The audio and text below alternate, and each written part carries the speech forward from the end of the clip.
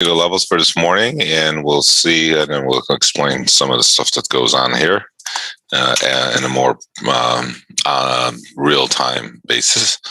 Our pivot this morning is 41.20. 41.20, resistance above at 27.34,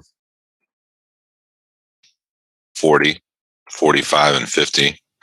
Support below at 14.07, 01,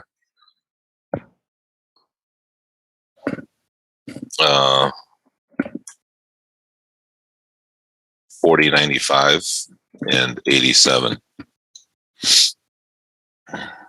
Pivot 20, support 14.07, 01, 40.95, and 87. Resistance on the upside at 27, 34, 40, 45, and 50.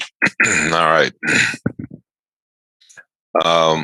Welcome to some of the new folks that are here. We are trading mini S&Ps futures contracts. I know I expect people to know what we're trading when they get here, but maybe I should clarify that a little bit every day. But yeah, anyway, we're trading futures, and we are.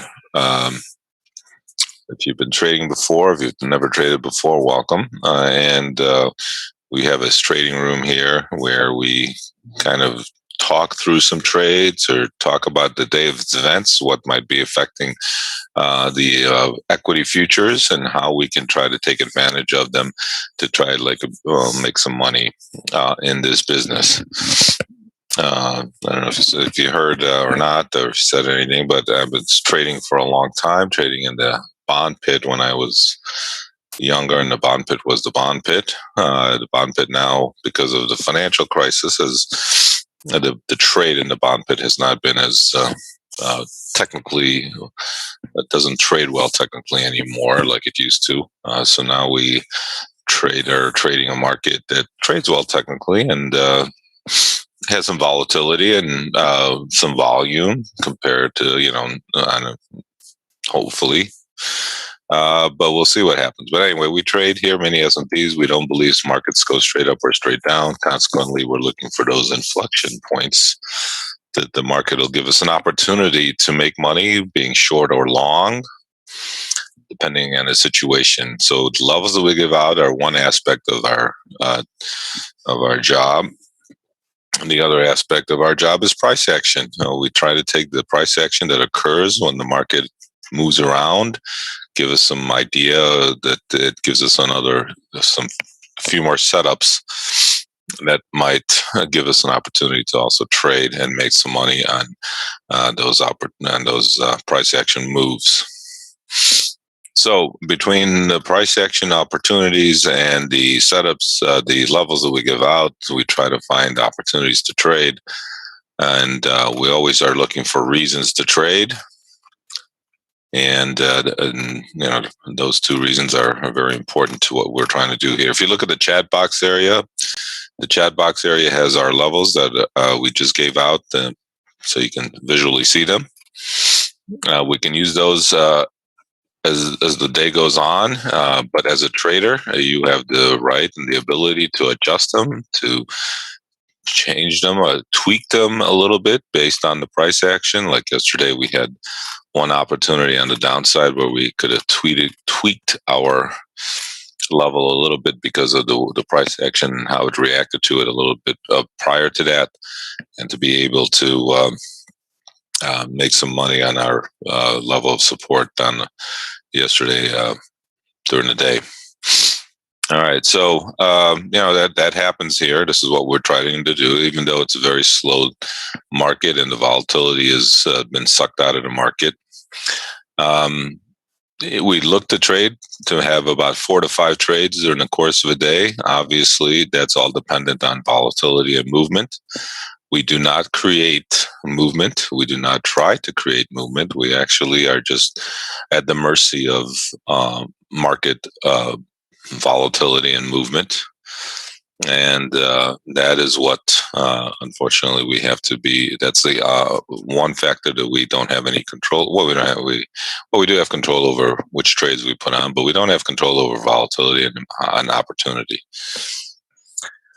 So that's what we have in front of us, and that's what we're trying to do here, to try to find these opportunities to trade and setups to trade.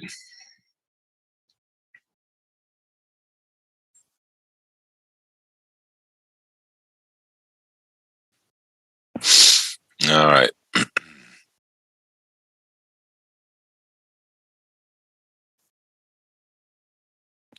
Market, as you can see here, there were a couple moves in the market this morning. At about 6 o'clock, you saw a big whoosh to the downside. That was on the news that the Johnson & Johnson vaccine was going to be, or the FDA was telling people to the states to put the Johnson & Johnson vaccine on hold, as there were some issues with the shot about some kind of blood clotting. And then the next move there that you see at 7:30 was after the what was it? The CPI number that came out, the inflation number that came out, which was inflationary, but not too bad, obviously, as you can see, because they brought it right back into that earlier trading range it was in, that was occurring overnight. So they absorbed the Johnson & Johnson news, came back, and then traded the unemployment inflation news.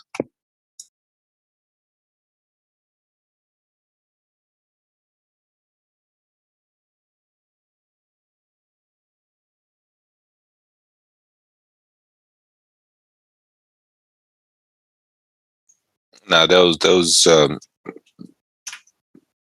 news that was traded, obviously the first move was an unexpected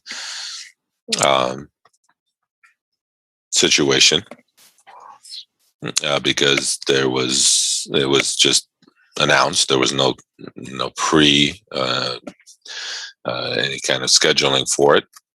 But the 7:30 number, the second move there, was definitely a number that the market knew was going to be released in what time. And in regards to those situations, we do not like to trade numbers when they're being released, especially if we know there's numbers that are being released. And we'd like to stay flat when fundamental news is going to hit the market, obviously. And this is why we use stops. We never know when announcements or news that's going to affect the market comes out, or any geopolitical situation that's going to occur. And these things happen all the time, and you're going to get some move. And that's why we highly recommend making sure you keep your stops in there, no matter what the situation is, no matter what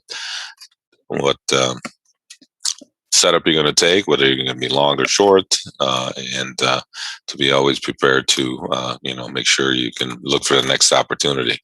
Because we did, even though the market came out and had a little bit of a rotation to the downside, did go, if you used our levels from yesterday, down to 01 there, we had 02 as support. And I've always said you can always use the levels overnight, as long as you keep a large stop with them.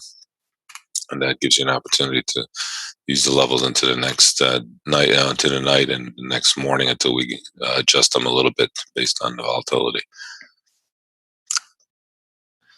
So that's what we're doing here. We trade every day here. We're looking for opportunities to trade using the levels plus the price action opportunities. So between both, hopefully we have opportunities to trade the market.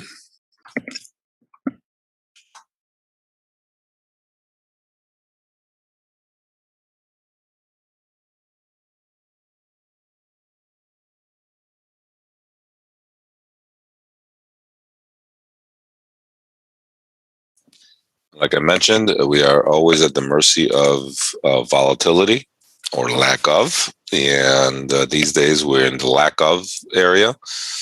We had plenty of opportunities to trade when the markets were crazy last year in March, and things have slowed down since. And now the VIX, if somebody can put the VIX up there for me, is probably in the 17 range, if I'm not mistaken. And the VIX is the volatility index. It's at 1701. We're almost at a new handle, new low handle, which is not good for trading. We, the traders, like volatility, the VIX to be in the mid 20s. That's where we enjoy the opportunities to trade when they're up there. This is a lot tougher trade when it's in this little range here in the 17s, and it's probably the way things are going seems to going to be going lower. The VIX is always seems to they suck out the volatility when the markets rally. As you can see here, the markets have been going up steadily in the 41 handle now over the last few weeks, and the VIX has steadily been going down as well. So obviously not.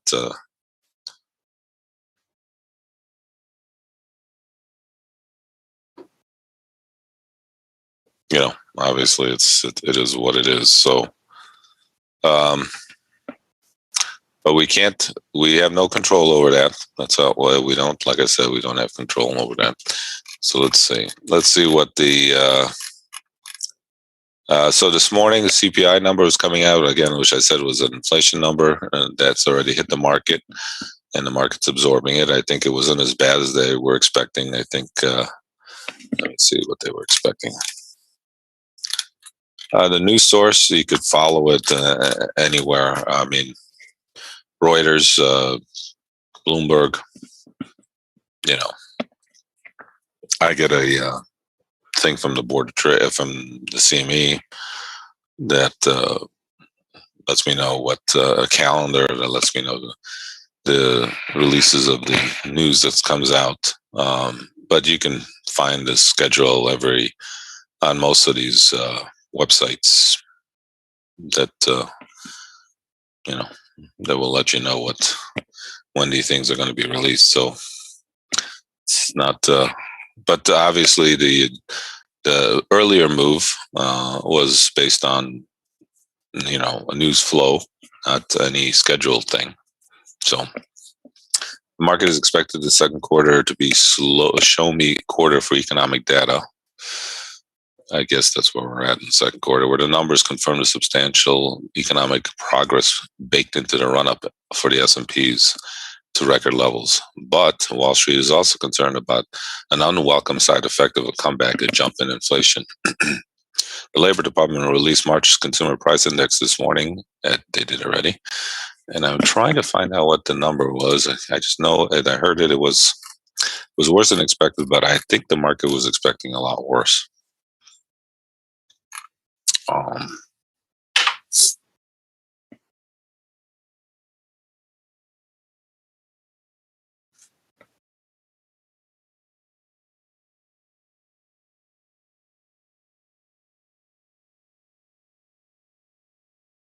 So because it obviously kind of jumped back up there, and now we're just kind of range bounding back in here again. So we'll see what happens. Anyway, so I'm trying to, like I said, I'm trying to find out what the. You're welcome there, Gary. I hope we can help you out if you are a trader. It's always nice for me to know, who's in the room, if you trade or not. So, sometimes I just don't know. Obviously, I don't know everybody. As I'm trying to find out what this number was. Give me 1 second here. If anybody knows what the number was, CPI number, let me know.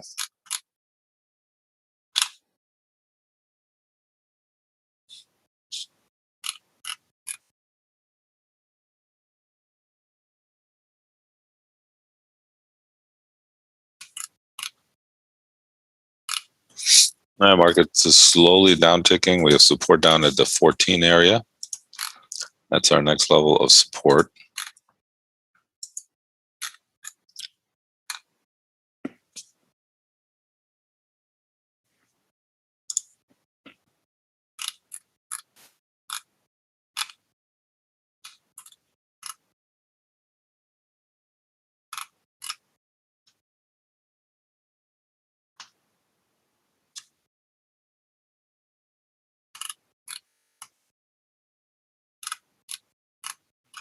All right. Well, I'll find it at some point, sooner or later. Anyway, the Labor Department released the March Consumer Price Index this morning. Economists expect a rise of 0.5% for the month, with the core, excluding food and energy, at 0.2.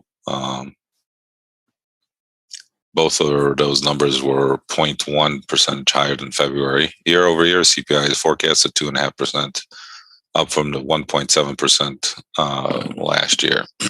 As the market slowly downticks, here we got support down at the 14 area. Again, whatever happens, use your stop. And what we're trying to do here is we're trying to gain about 2 to 3 points with our stops with the same amount of price targets, profit targets, I should say. So that's where we're at. Economists say inflation numbers are expected to have a kind of a sticker shock effect in the coming months because of its base effects. The year-to-year numbers will appear to be larger because of the comparable 2020 months were at the heart of the economic shutdown. There are also fundamental concerns through the suppliers' demand outstripping supply, as seen in the ISM numbers, heightening concerns about bottlenecks that the pent-up demand for services could find its way into the retail prices. The March PPI raised eyebrows last week. Wholesale prices jumped to 1%, a double of the expectation, while the core CPI rose 0.7%, well above the consensus of 0.2. The headline annual wholesale inflation rate hit 4.2%. While this is beyond the base effects, and this is something between demand pull and cost push, it is something to pay attention to, said some analysts. The ever-rising cost of product procurement is showing up in government numbers.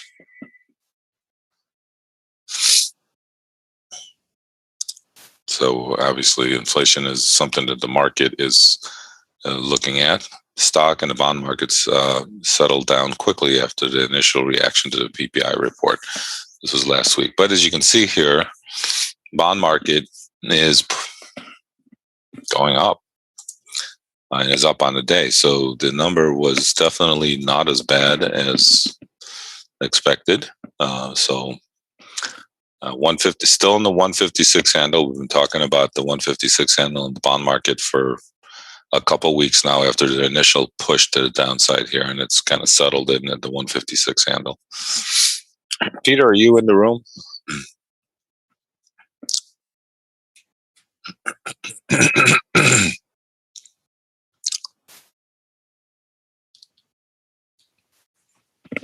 Controlling the narrative. The Federal Reserve have been keen to tamp down these inflation worries, stressing that the upward pressure on prices would be transitory. No idea what that means. I mean, as far as what they're saying it means.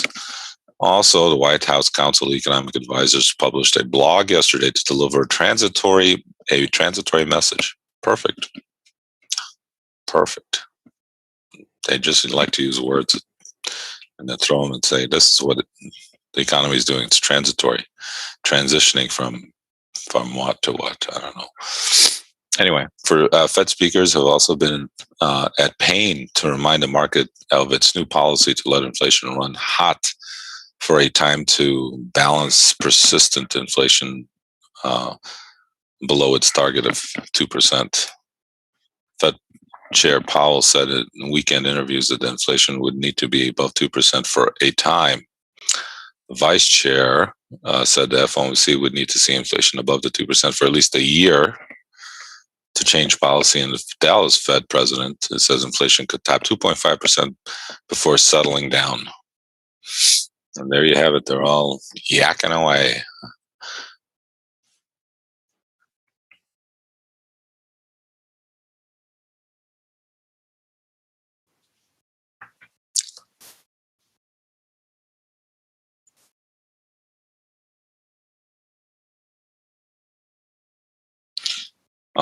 The Fed also is coming out in force after the CPI to hammer the message home. 4 FOMC officials Oh my goodness, our schedule to speak today. The market drifted down to the 15 and change area. We were looking at 14, of course, drifting back up here a little bit.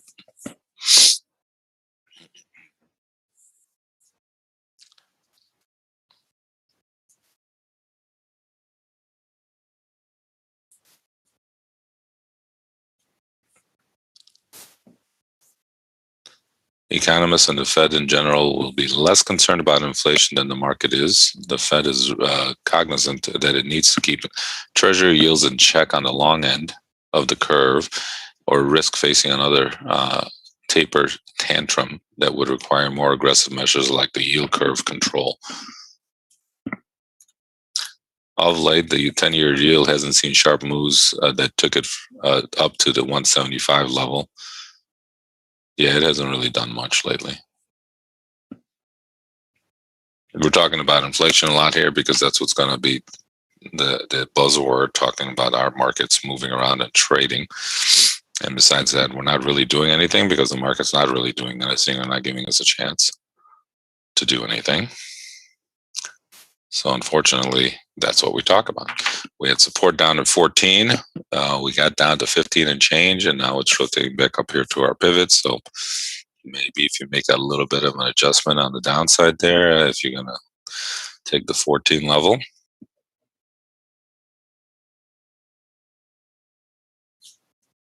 Hey, Julia, how are you? Too advanced for you. Oh, that's not what we're trying to be here. We're just talking. We haven't traded much.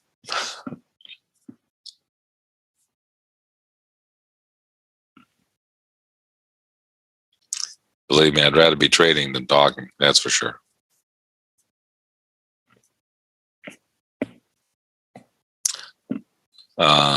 Anyway.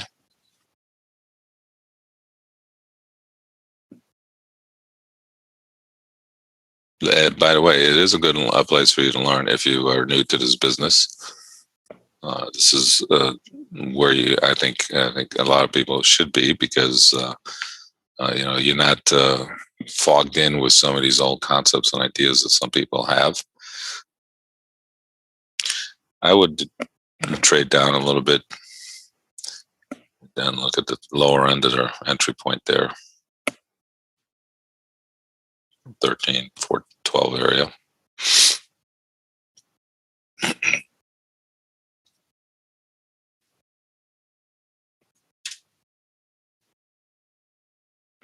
All right, we did divvy up to our pivot there at 20. Maybe if you were a little aggressive, maybe you took that little trade there, got a nice little rotation off of it.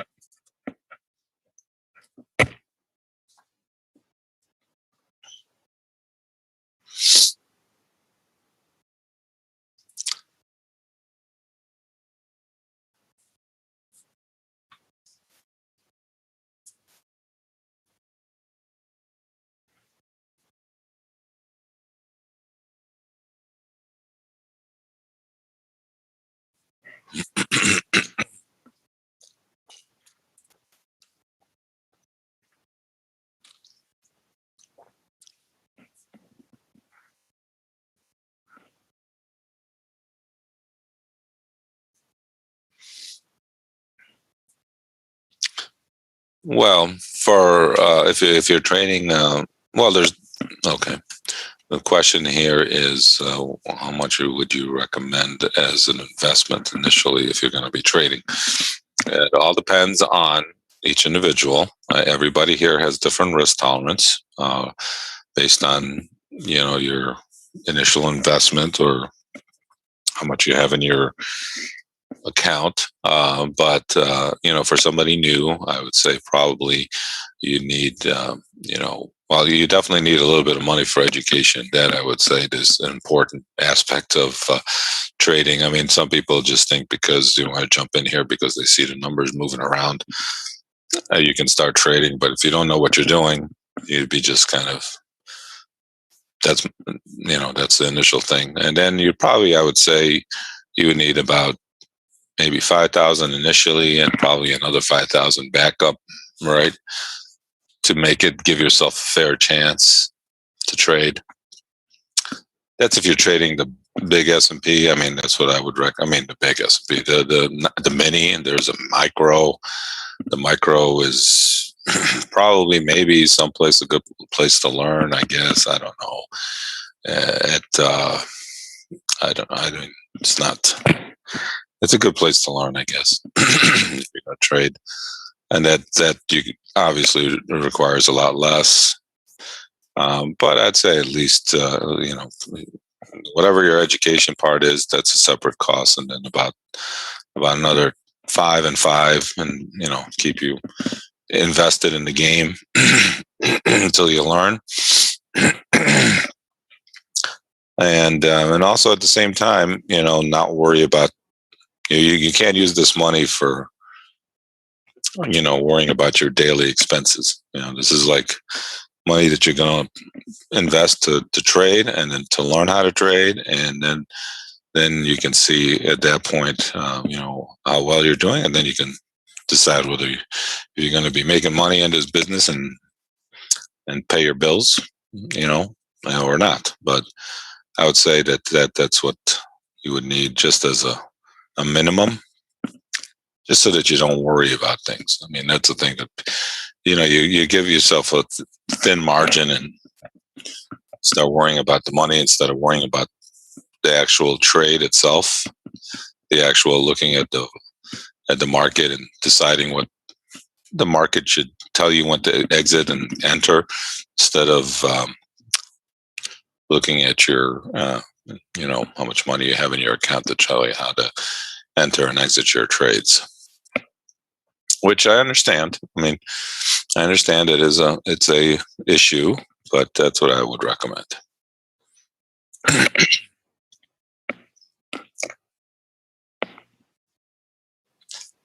Let's see. All I'm doing is giving you a little background here on interest rates, because the markets are not moving that much, and I'm talking a lot more than I should.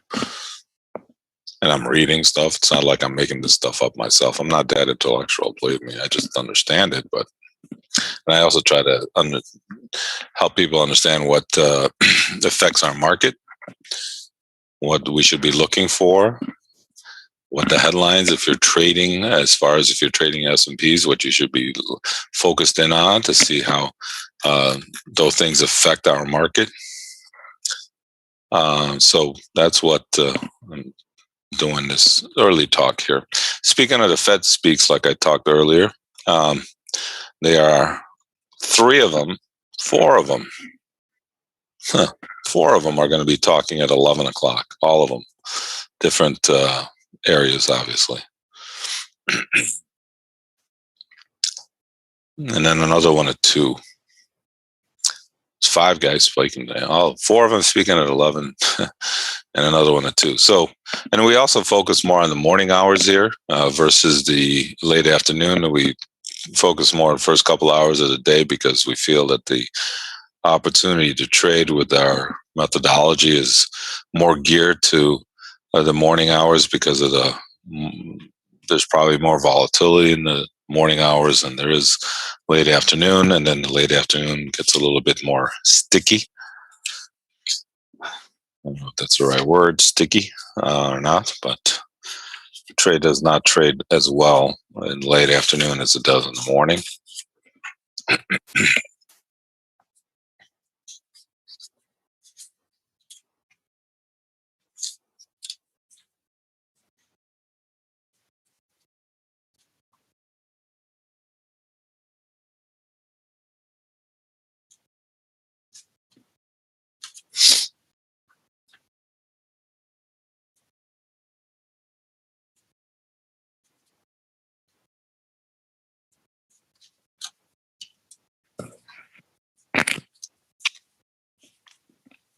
Is sticky a technical term?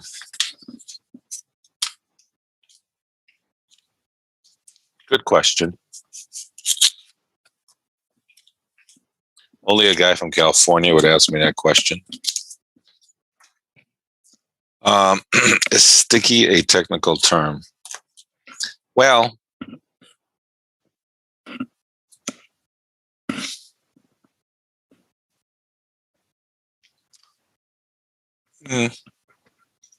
we could make it one. I could put that into our education discussion. You can make any word a technical term, by the way. You know, I mean, you could technically. Just saying. You know. Anyway, sticky keys is a standard term in IT. See, there you go.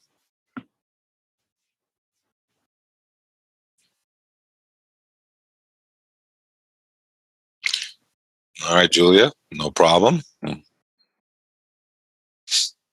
Sticky is a technical term in IT. See, there you have it. Sticky keys, I should say. Fat finger. That's a term that you heard a lot. You hear a lot. Well, you used to hear a lot when people would be, you wanted to trade like a 100 lot. Remember, they used to have like when you had the keyboards, the numbers. You used to have like a 0, 00, and 000, right? They don't have that anymore because people, when you wanted to sell like 100, you would put 1 and then the 00, right? So somebody wanted to sell 100 would press 1 and then push the 000 by accident. And all of a sudden, he's pressing 1,000.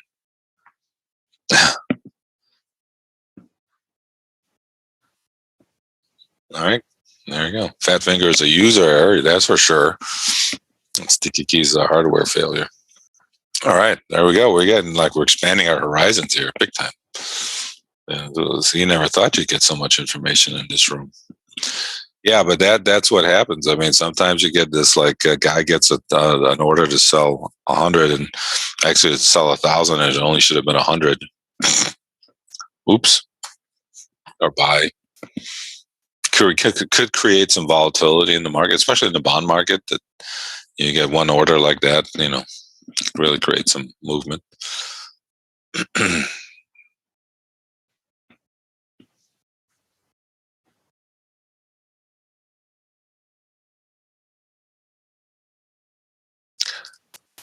CFDS on wrong platforms.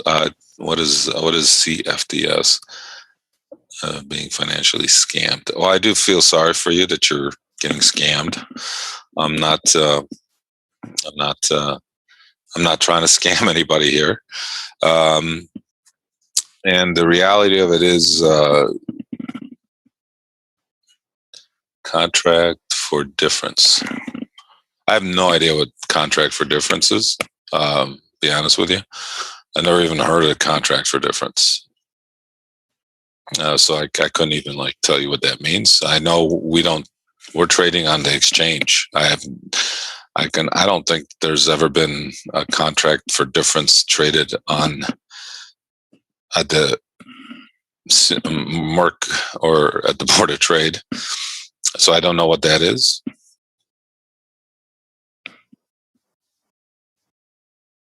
We cannot trade them in the U.S. Okay,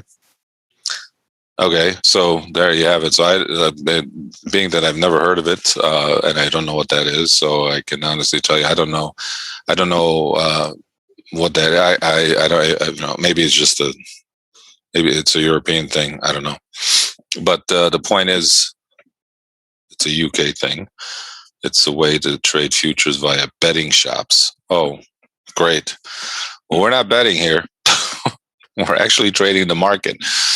Okay, well, thanks for the explanation, everybody. I never heard of them. I guess that's why. I'm not betting. I'm actually trading it. I'm actually trading the market that you're betting on. I guess that's what. Anyway, so yeah, we are not. We are trading the contract that's offered by the exchange itself. We're not trading a thing that's trading futures via betting shops. So that is not what we're doing here. The platforms that we use are directly tied into the exchange of the United States. I know there's some rules, and I know in Canada they make it very difficult to trade futures. Um, I know in some European countries it's difficult to trade. I'm not sure which ones. Obviously, and we have a lot of traders on the other side of the ocean, pond, I should say.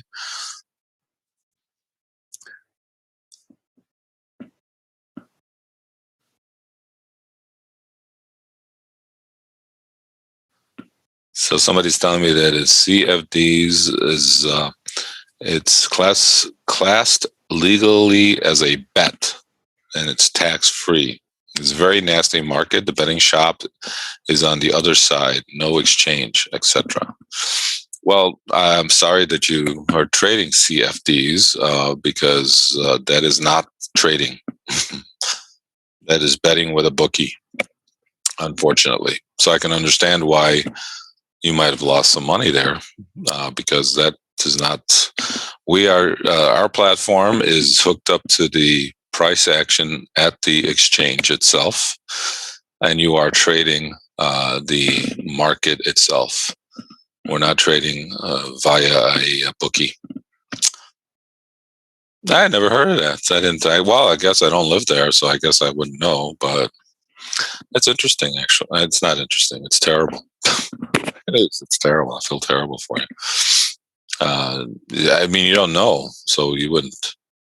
I never even heard of them, so I didn't even know these things even existed. That you can bet on the for the movements in the exchange. It's crazy. It's almost like taking options, and mostly on like forex platforms. Well, the forex platform is. I mean, I'm not. I know I have a lot of forex traders who come in here, and I'm not going to talk down to forex at all, even though I will. Forex is a trade that's manipulated by the banks and the government, so it's kind of very difficult to get too excited about that.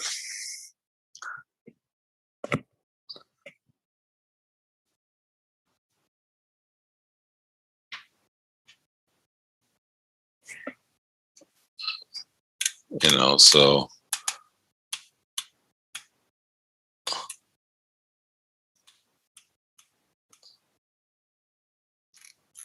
yeah. Well, again.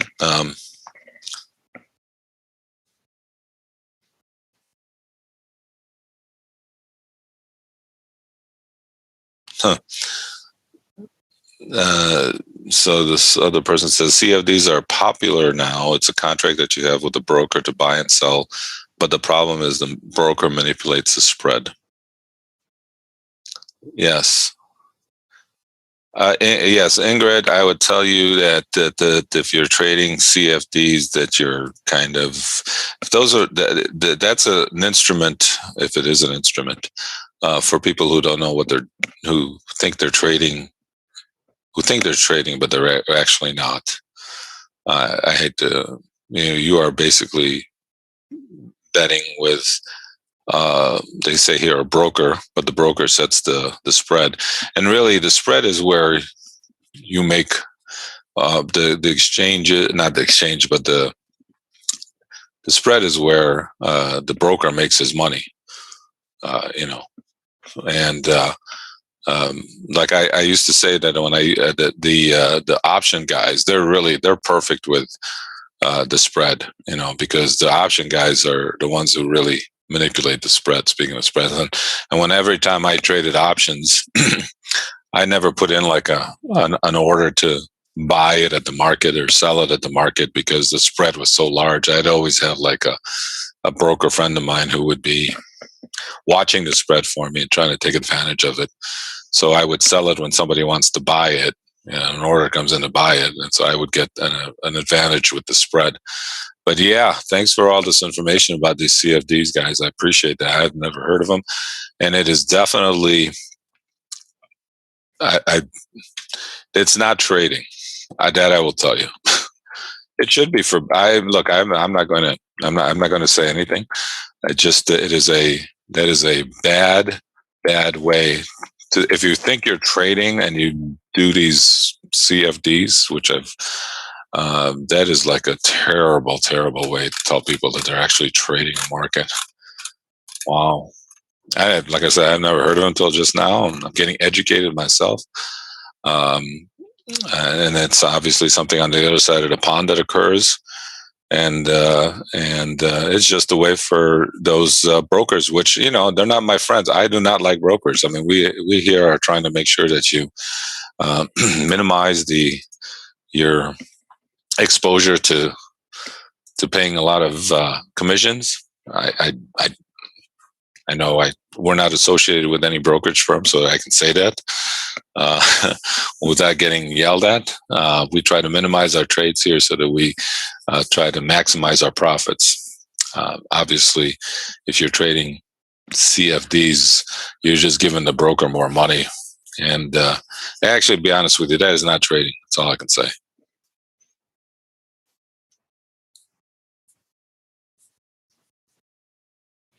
Well, I hope unfortunately, sometimes you have to do something. If you don't know what's out there, right? And this is what's offered to you. You don't know, so you can't really, you can't blame yourself for you investing in it because maybe you had a belief in trying to. Maybe you wanted to trade the markets and you didn't know how, and this was a way to do it. And there are a lot of people out there these days who the markets are moving around a little bit, and you think a lot of people have this misconception that if you're going to trade stocks, right, that you're going to come in here and trade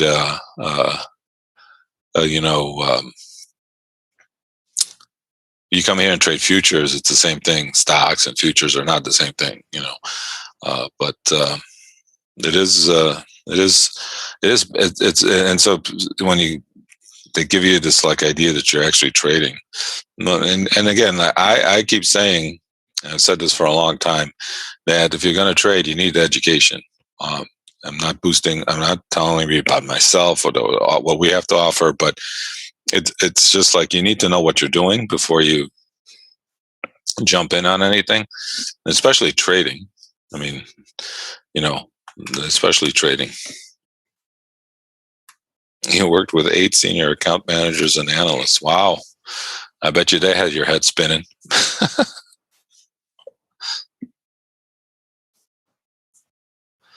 That is terrible. Ingrid, I'm sorry that you had such a bad experience with all of that. I really am, because that is not, you just got heisted by some people who just wanted to make money on their brokerage end.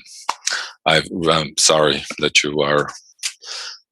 And look, I hear these stories all the time from people that they've traded and they didn't know what they were doing, or somebody told them they knew what they were doing. They had no idea, and they lost a lot of money before they finally found us here.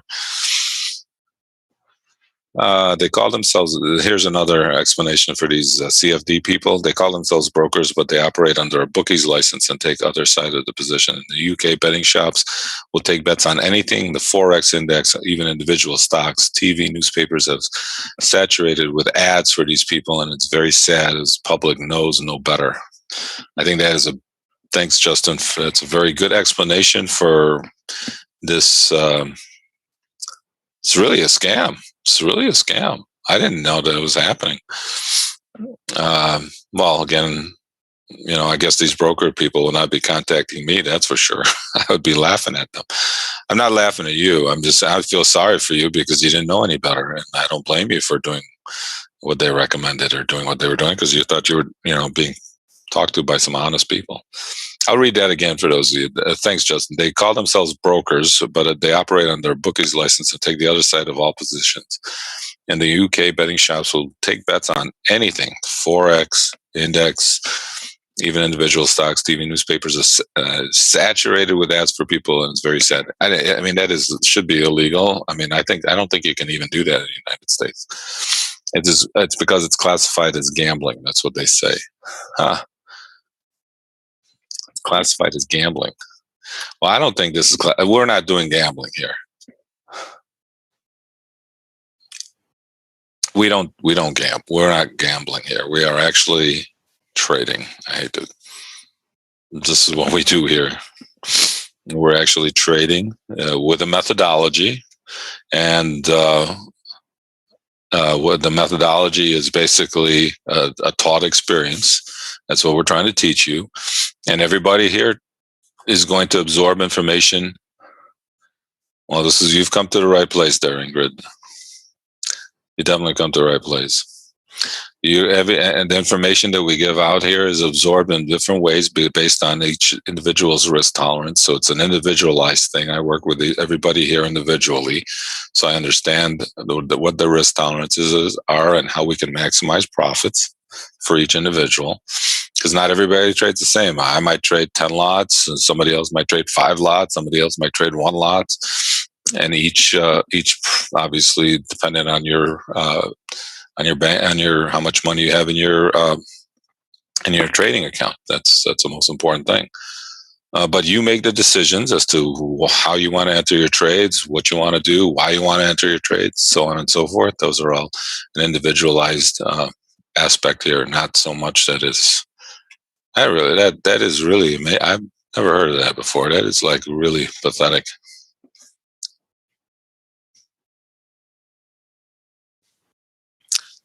In Europe, they say the CFDs brokers must show a disclaimer about how many clients lose money, and it's around 80% of them lose money. Wow.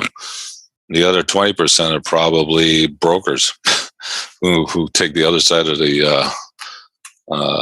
That's terrible. That is just terrible. Well, we're definitely getting educated here today. Aren't we lucky to be in the United States and we don't have this craziness? That's terrible. I'm assuming that you could actually log into, I don't think, is trading not allowed? Can you not open up a trading account and trade there? If you have to do these goofy things, you should be able to. We could hook you up here with, people who will. I know a lot of traders overseas. I'm surprised that this is even what country are you in?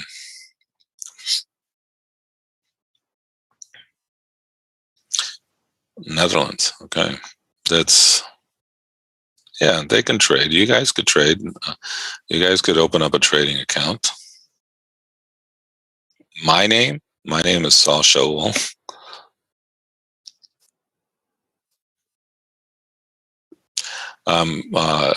Been a trader on the floor of the exchange for many years, and then we transferred over to electronics since the markets have gone that way over the past 10 years or so. I liked it much better when I was trading on the floor of the exchange and screaming and yelling at people.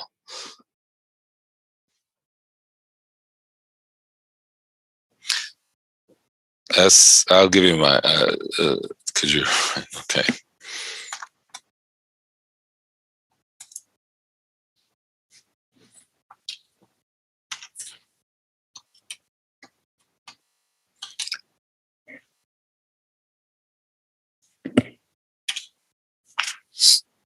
How's that?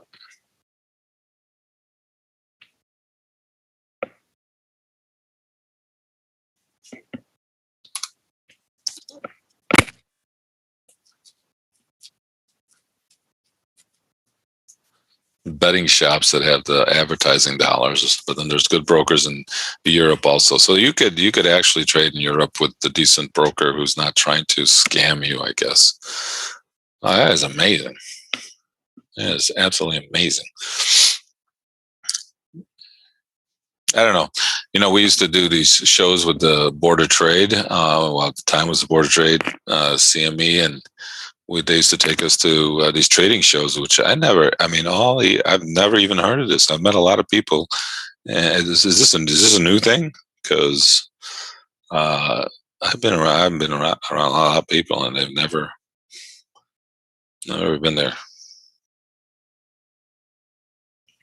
Oh my goodness, that's terrible. I Well, that's awful.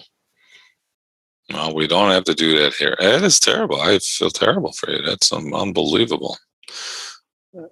I'm sorry. Anyway, we do not do that here.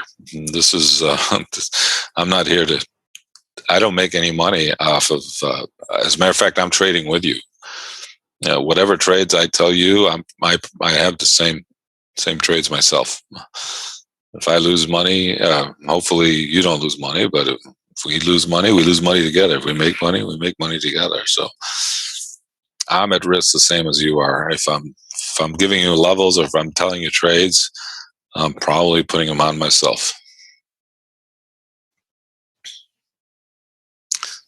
That is awful. So yeah, there's no. I don't make money. I don't make money off of these recommendations. They're not even recommendations. They're trades. And again, like I said earlier, I can show a trade or explain a trade or tell you what a trade should be to like 100 people, and 33 of them will make money. 33 of them will break even on the trade, and 33 of them will even lose money on the trade.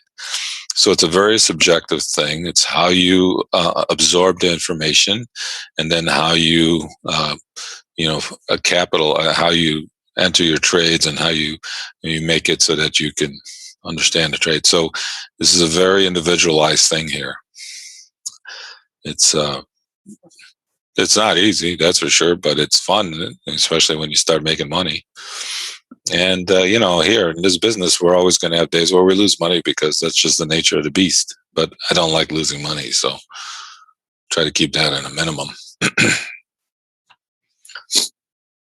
I can tell you a lot of horror stories that I could do about my bad days, but who wants to hear about my bad days?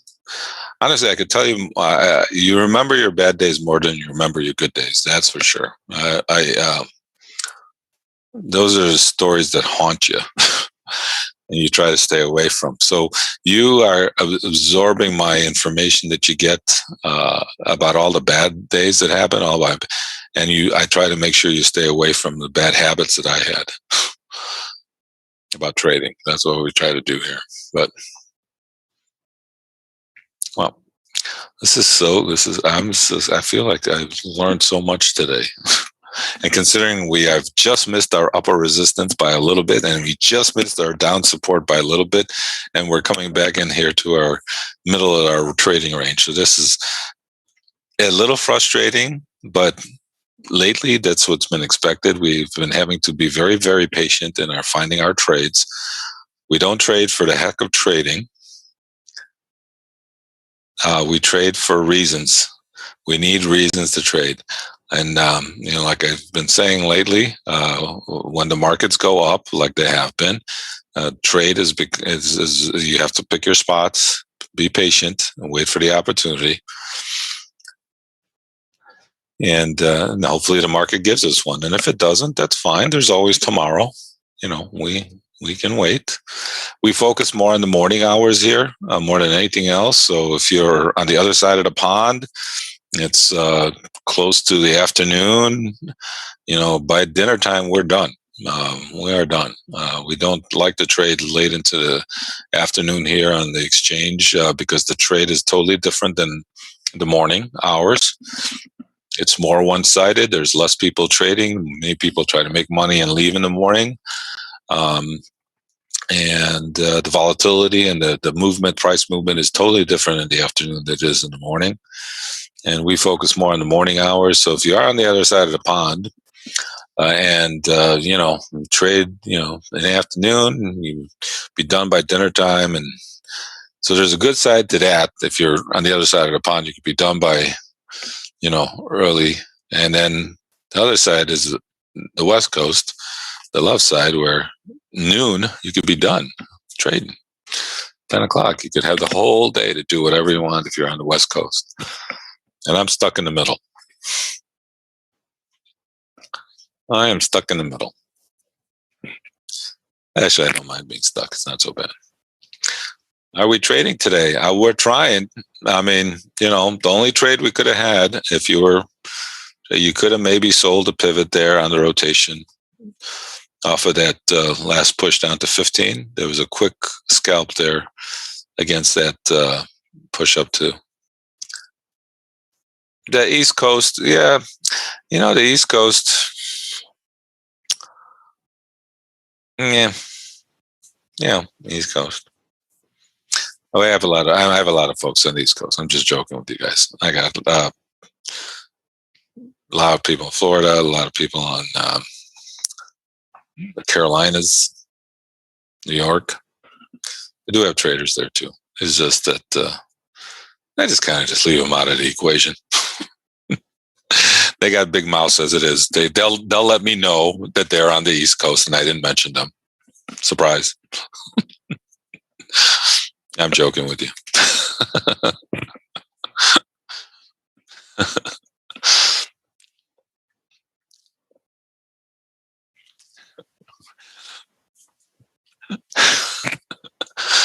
I'm making myself crack up here. All right. This is what happens when there's no trade. Look, we educated people today. Okay, if we don't do anything else today, we educated people. Look, are we going to have these days? We average 4 to 5 trades in the course of a day, right? On average, we're averaging 4 to 5. So don't think we don't trade. Okay, if you're new to the room, we do trade, but we also need reasons to trade. And right now we're trading in the middle of a range, basically a tight little range where we missed our entry points on the top and the bottom by just a little bit. Unfortunately, we don't chase. I don't know it was going to stop a point above my level on the downside and a point below my level on the upside. I wish I could have known that. I would have told you, but I didn't know. And so we can't trade. There's nothing to do. There was only one trade we could have had, and that's one of price action trade. There was a rotation back to our pivot off of the low. But otherwise, right now, not much to do.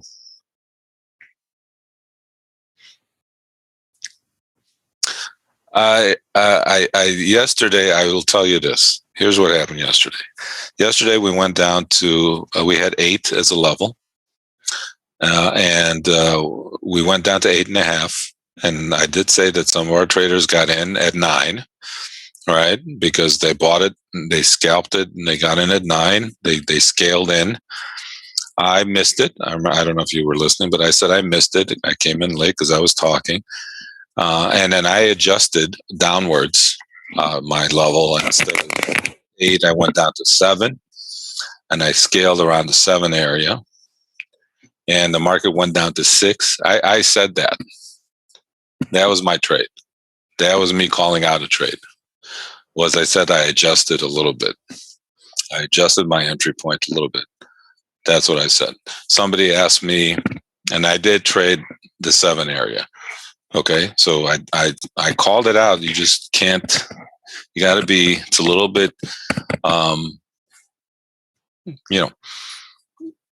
It's not. I'm not saying I'm not telling you what I'm doing because everybody goes in a little differently. But I did say I'm adjusting. Somebody asked me on the downside here on the 14. We went down to 15. Somebody asked me, is the 14 good? I said I'm adjusting a little lower, 12 and 13. So I'm adjusting to the downside. I wish I could tell you I'm trading more, right? But the market's not moving that much. And so I'm at the mercy of the market right now. So I have to be patient and wait. I know it's very difficult to come in here every day sometimes and not trade. That I get. And I understand that because, you sit in front of your screen, you're ready to go and instead you're listening to me talk. Believe me, I would rather not talk so much and I would rather trade more, but we are been in a very, very tight range. And the volatility index is a gauge for us as to how much we're going to be trading. And it's probably down to a 16 handle right now. And the lower that that volatility index, the VIX, 19. What? No, 1695. Right. Okay. Jeez. Scared me. 1695. Are you getting ready to drop right now? What's that? What am I getting ready? What's going to drop? The market? I don't know. No idea. No idea. All I do, I'm not. I try also not to have any preconceived notion as to where the market's going. That is a detriment to a trader. You come in here with a preconceived notion, then you trade that notion or you trade that bias, and you don't trade what the market is telling you to trade. I really don't care whether the market goes up or goes down. I just need volatility and I need movement. I can tell you a story that one time I was trading on the floor and we were really, really, really busy. And I was trading a lot that day. And that night I had dinner. We went out to dinner with another couple, and the guy was the husband or whoever it was oh, what do you think of the market? It was a lot higher today. I'm like, was it? I didn't even know. I don't even care. I'm looking at levels. I'm looking at opportunities to get long or get short. I don't care whether the market goes up or goes down. And sometimes I don't even know what it does. But the one thing that happens, and if you're a trader, okay, if you're a trader, you come in with the preconceived notion about which way the market's trading or going to trade, and you're going to lock yourself into that bias all day. And if you're wrong, that bias, you can get hurt all day. So let's not come in with any. Well, I don't. That's what we're doing here. We're trading every day a market, and we are hoping to get some volatility in that market. And usually we do. Like I said, we average about 4 to 5 trades a day, but lately it's been a lot less. And again, like I said, we are at the mercy of the market. But as far as what the market's going to do, I'm just looking for opportunities to trade at whatever the market's going to tell me. There's support and resistance levels that I'm going to use. I'm going to use those. There are price action opportunities that are going to occur that I'm going to use those. And I'm going to show you what they are, and then you have to make that determination as a trader whether you want to use those opportunities to trade or not. And that's an individualized thing. And you obviously are going to get some of my thoughts as far as trading is concerned, right? Because I'm showing you, I'm teaching you this stuff, but that's my theory on trading. Hopefully, and if you do join us and I show you what's going on, hopefully you buy into it and you stay consistent with making money. That's what we're trying to do here, is trying to stay consistent with being profitable. More than anything else, as we're coming up here to our 27 area. This is where we have a little resistance, right? So how do we get into this area? Do we scale in? Some people are scaling in. Some people are leaving it at 27 because that's what they can do. So everybody's got different risk tolerances. Remember that. So we're up here against our 27 area.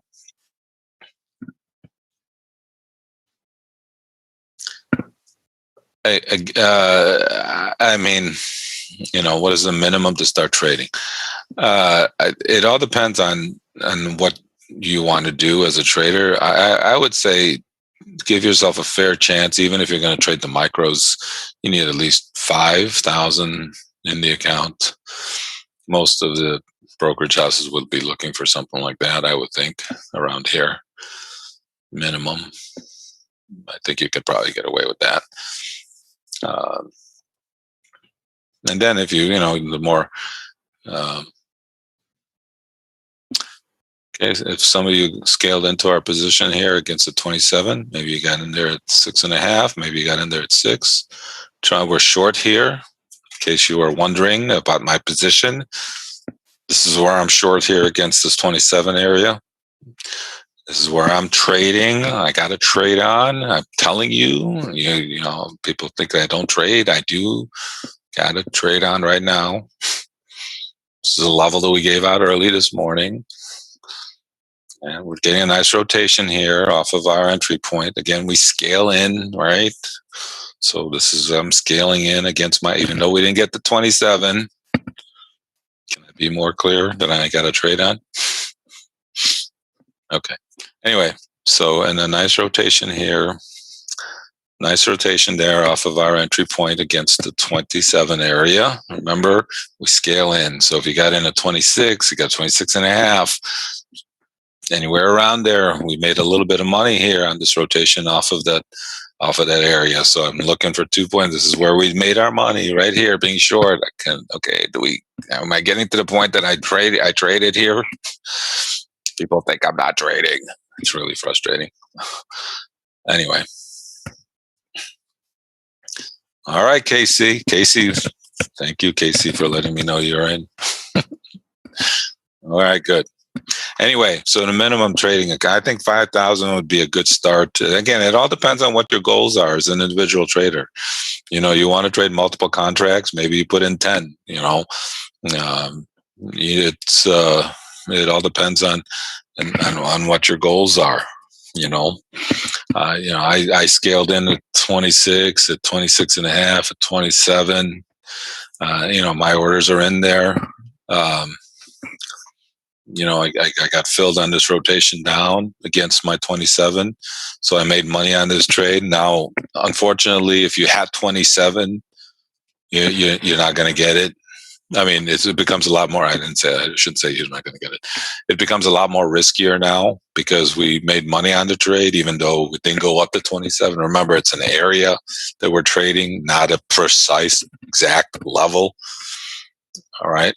That doesn't happen in trading. I wish it could be exact, but that doesn't occur. So consequently, you have to be a little bit careful here at the 27 because it's a little bit more riskier than it was, before we got up here and made money on the rotation down. So if you're taking it, it's a lot riskier. I would say trade it with your smallest amount, right? Do not trade it on a large amount. Maybe in one lot. If you're not, if all your trading is one lot, then I would not trade the 27. I'm not going to tell you it's not going to work. I'm just going to tell you it's a lot riskier. So now your decision as a trader is to determine whether you want to get into that trade. If you're just trading 27, because it's a lot riskier now than it was, a few minutes ago.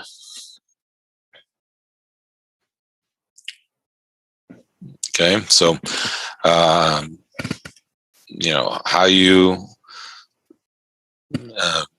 manage your risk is an independent thing. But I'm just here to explain the risk to you. All right, so I hope everybody kind of got that area. I hope you made a little bit of money on that trade. Maybe you did, maybe you didn't. And if you didn't, it's okay. We'll look at the next opportunity. I mean, it did take us about an hour here before we finally got a trade in, right? But hey, we got a trade in and we can't complain. And it was profitable, right? All these things occurred.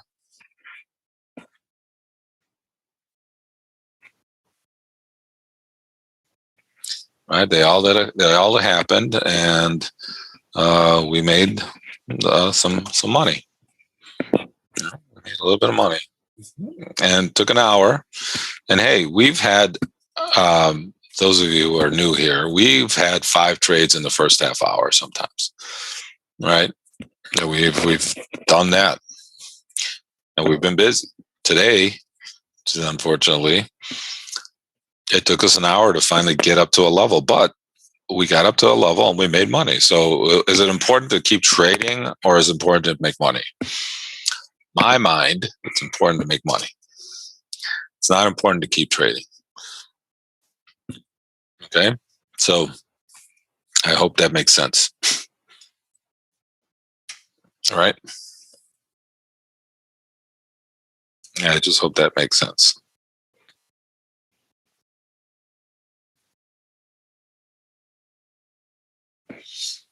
All right. So we come down here. If you are still short, you're obviously trying to take a little bit more than 2 points on the trade. And is that possible to be still short? It sure is. If you're trading multiple contracts, you're getting out of some, and you try to get out of some more as the market goes your way. But you always have your stop in, or maybe you adjust your stop so that it is a trailing stop. That's what you call a trailing stop. But there's different ways to manage your trades, and that's another aspect of our education course. So how do you manage a trade? So there's a whole bunch of things that that are involved here in trading, just not one thing. So there's managing your trade, there's entering your trade, there's getting out of your trades, there's psychological part of trading, which I guess I'm focusing a lot on today. But it is what it is, you know. So again, any of this stuff interests you, please feel free to let us know. We can try to help you out. I'm not here to. I don't. Not here to jump on anybody to force you to do anything. We have a trading room. We're here every day, and I like our group of traders. And if you this stuff interests you, then we definitely would like to have you aboard. And by the way, we do our education course in this venue. We use live charts. We do it in the afternoon. Like we trade in the morning, and then in the afternoon, like at 1 o'clock Chicago time, or we can adjust it to each individual. Not 12 o'clock Chicago time, but we can adjust each individual's time frame. We we use live charts to help explain the concepts and ideas that we are using to trade. So we are always, using our whatever information that we're using or we're giving. We're also backing it up by showing you live charts as to how we would use them and when we would use them, et cetera, et cetera. So those are all ideas and concepts that we use in real time, not made up charts that show you a perfect situation. We actually use real charts to tell you what we're trying to do, how we enter our trades, when we get out, what we're looking for. Those are all aspects of trading that we have to focus in on.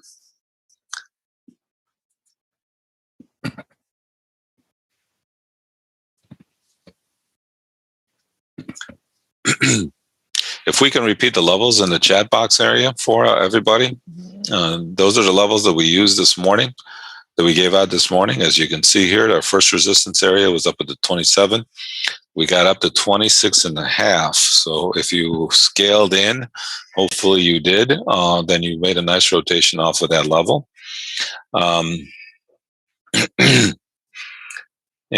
the downside support there at 14, we got down to this around the 15 area there and kind of did not get into that level.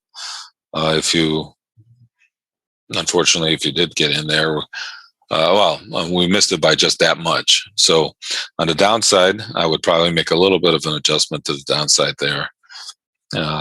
Probably leave it at around 13, 12 area.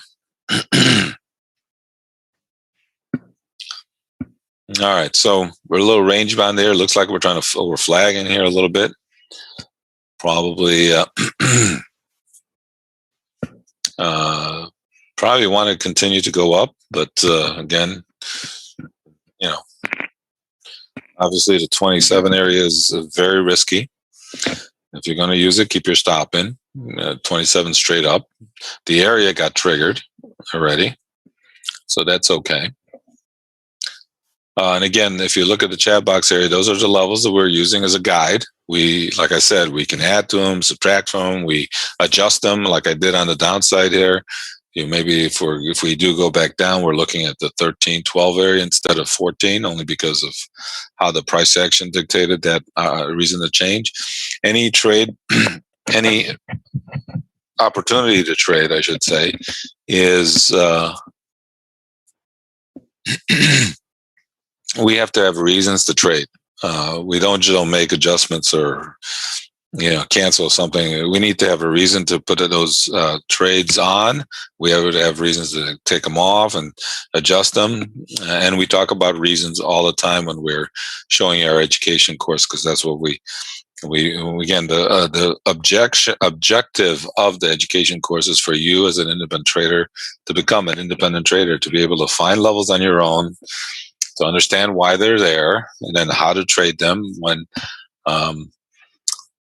when you find them, and how to get into them, how to exit them. Those are all aspects of trading that are important as a trader, and we focus in on that, those ideas and concepts to help you find levels and then get into trades.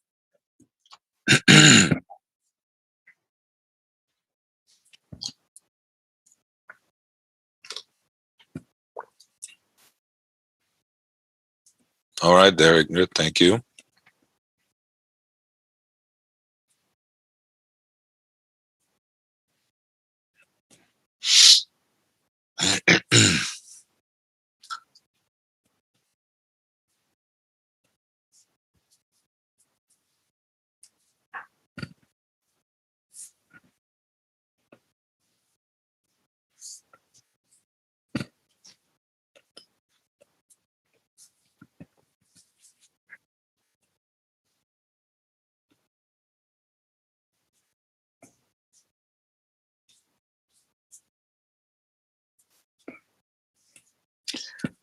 All right. Anybody have any questions?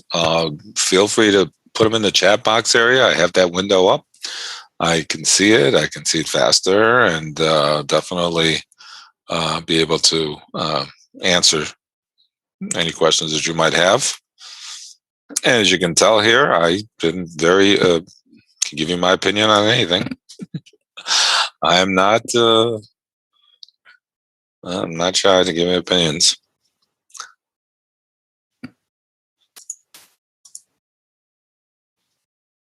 I am a shy guy, I think, but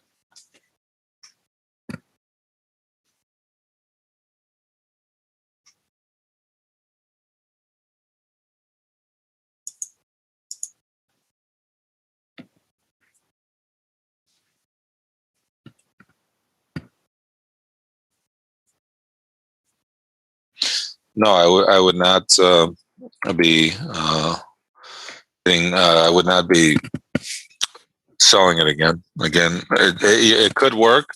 The problem is it becomes a little bit more risky to trade it, because of the same reason that I said that you'd have the 27 area there. So if you missed it initially, it's a lot more risky. And again, it doesn't mean that it's not going to work. I'm just saying that as a trader, you have to make that determination. Are you gonna take the retest, which sometimes works, sometimes doesn't? What do you use a stop? We're using 2 to 3 point stops on our trades. So that's what we're trying to do here as far as our trades are concerned. We're looking for about 2 to 3 points on our trades with the same amount of profit target. So nothing great, and not too crazy. All these numbers are doable. It's it's all a matter of being consistent and being able to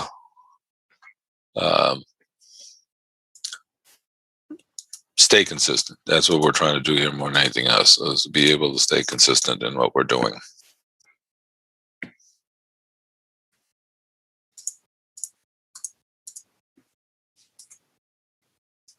Conservative, but it's also doable. I'm not trying to get like 10 points on these trades. Now, when we enter some trades, there is a possibility of taking more than 2 or 3 points on your trades, depending on how many contracts you're trading. You do have the ability to, take, again, depending on how you get in and how many contracts you trade, but you could definitely take more than 2 or 3 points on your trades if you take some profits on some, and then any remaining contracts that you might have, you can see if you can't take a little bit more off of them. And then again, all of these things are based on your risk tolerance and how you manage your trades. And everything here is individualized, right? We can't stress that enough. Everybody, what I do, it might be different than what you do, and that's okay. There's nothing wrong with that.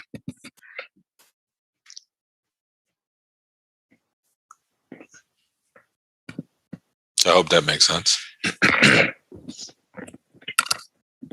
And again, if anybody has any questions, thoughts, ideas you want to share, knock your socks off. You should share.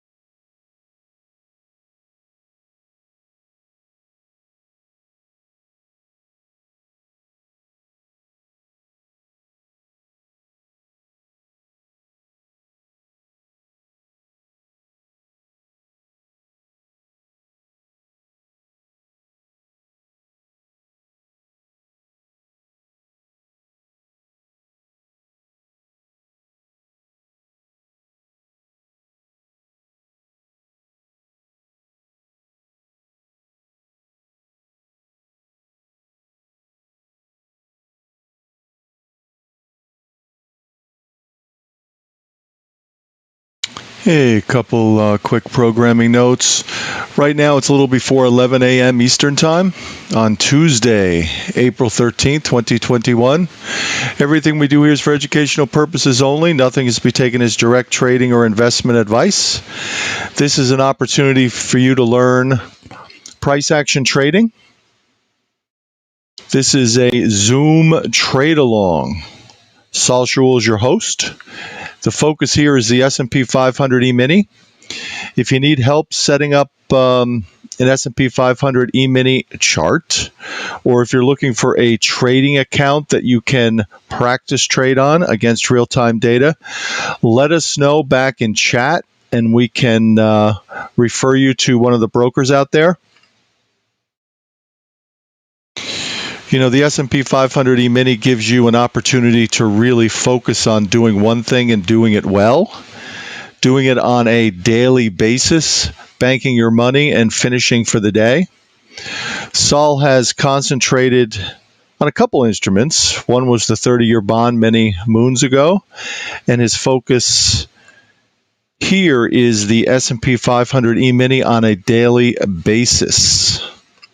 You know, the market, creates its own opportunities for us on a daily basis, and we have to be able to be prepared to take those opportunities and make money with it. How does that start? That starts with focusing on one thing and doing it well, focusing on Saul's price action trading methodology, the one he showcases here, focusing on his proprietary scalping zones or levels. He gave that out to everybody earlier. I'm just going to give you a quick repeat of those levels. The pivot is 4120, 4120. He had support at 14, 07, 01, 4095, and 87. Now you may think, why do I need these particular levels? Well, it's not about a need. These are the areas that Saul is looking at, and he believes it gives him an advantage over other traders in banking his money today by setting these levels right around the cash open and then paying attention based on price movement and market movement in the S&P 500 E-mini as it relates to those levels. So we had resistance at 27, 34, 40, 45, and 50. And just as a side note, there are traders, experienced traders, traders from the trading floor, the trading pits in Chicago, traders from around the globe that are very interested in Saul's levels for their own trading. They believe it gives them an advantage over other traders, and they can make money based on paying attention to Saul's levels during the morning session. And after the morning session, depending on market activity and what happens. For individuals here, this opportunity is to join us on a monthly basis, transition from guest to monthly basis. That opportunity right now is on Friends and Family sale. Usually it's $379 a month to stay with us, stay with Saul on a monthly basis in this Zoom trade along. Saul has it posted right now at a Friends and Family rate of $100 a month. So take advantage of it. Take advantage of it today. I'll send you out a link to everybody. I'll send it out to everybody now.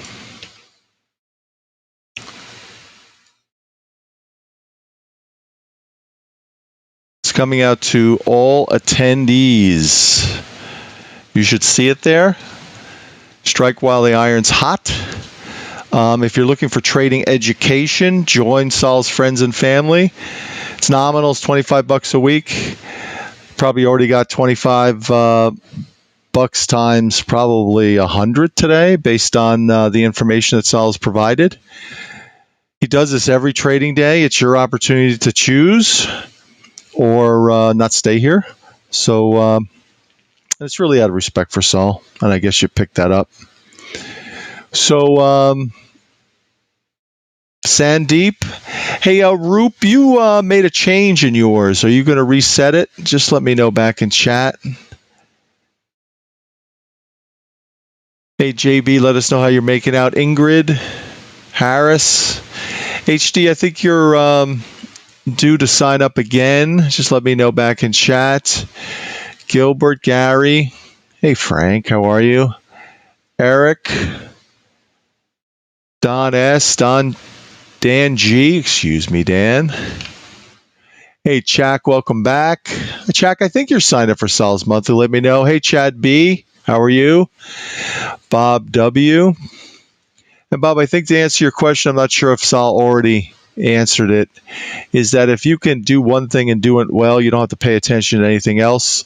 You know, if you can make $100 a day starting out trading the S&P 500 E-mini, and then you can raise your contract size. In other words, if you can develop consistent profitability and be able to, with real money, bank $100 a day, then it's a matter of raising your contract size. And, as you work with Saul, as you're part of this service, you have the opportunity to focus like a laser beam in and around Saul zones and levels and develop that skill set of price action, entries, exits, and stops. And that's a pretty good place to be. Plus, you have Saul to bounce off your questions, your trades, so based on his intensive and his class. Is it Aeth? I don't know how to pronounce that, but I'm trying. Welcome aboard. Let us know if you have any questions about these services. Remember, this is about you. Saul is already trading. Saul has traded today. He's the one that sets his levels for himself. Now, you can participate. You can be part of. You can derive a benefit from being here on a daily basis. So take the initiative. And again, if you like what we're doing here, tell your friends.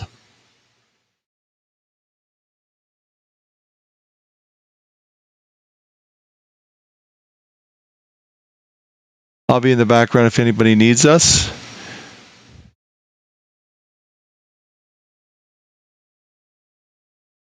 I think trading gold and trading oil, I mean, the same thing. If you're good at it, great. If you need to work on your trading and you need to develop consistent profitability, I don't see any better instrument than the S&P 500 E-mini.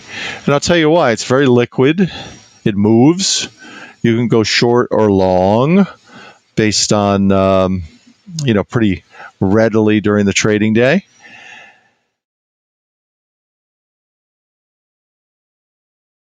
It's a very seasoned electronic trading instrument. It's interesting. If you're good at trading and you can do one contract and be consistently profitable on the one contract based on a trading methodology, in this case, price action. In other words, if you can learn how to set Sol's levels, if you can learn how to execute trades based on price action, you get good at it, then raising your contract size and scaling in and out of trades is a great thing. But you got to be good at the first part first. The scaling part and whipping stuff around. We've seen some of that, based on individuals that we have met over time. It may work for here and there, but generally it's a recipe for disaster. And we don't want you to be in a situation where it's a recipe for disaster. All right, so I'll be in the background.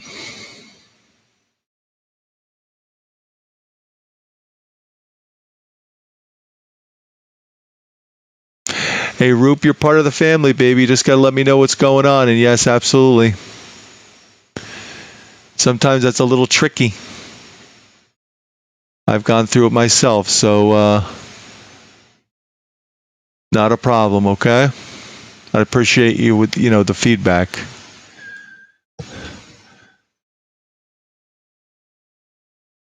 So the other thing I think is important for you to note is that focus on trading in this service is done in the morning session after the 9:30 bell, and it goes on through the morning session. You could be done in the first couple trades. You could be done, it might take you an hour and a half, 2 hours to be finished for the day. So I asked traders an important question. If you're not done by 12 noon or 11:30, half an hour from now, if you haven't exercised your business and the market looks like it gave you opportunity, then certainly talk to us about Sol's Intensive. He's got some great deals on his intensive right now, just like he's got his friends and family for his Zoom monthly. But it all starts with a Zoom monthly. If you can't, in other words, if you can't see your way to pay $25 a week for the information you've already gotten, then how in the world are you going to be interested in Sol's Intensive? So that's really that's really where we pay attention. So Sol pays attention to those that are part of his monthly more than he does for people that have been just sitting there and not doing anything about becoming part of his friends and family. And that's the same thing with the intensive. If you weren't signed up for his friends and family, why would you have a consultation and talk about Sol's Intensive? But I think you know that already, so I don't want to be beating what they call a tired horse, you know what I mean? So anyway, I'll be in the background if you need me. Appreciate everybody being here. Again, if you like what we're doing, tell your compadres. Give them the link, have them register. And again, I'll be in the background. I appreciate you all being here. If you're coming in from the outside, come to Zoom Trade Along. Zoom Trade Along.com.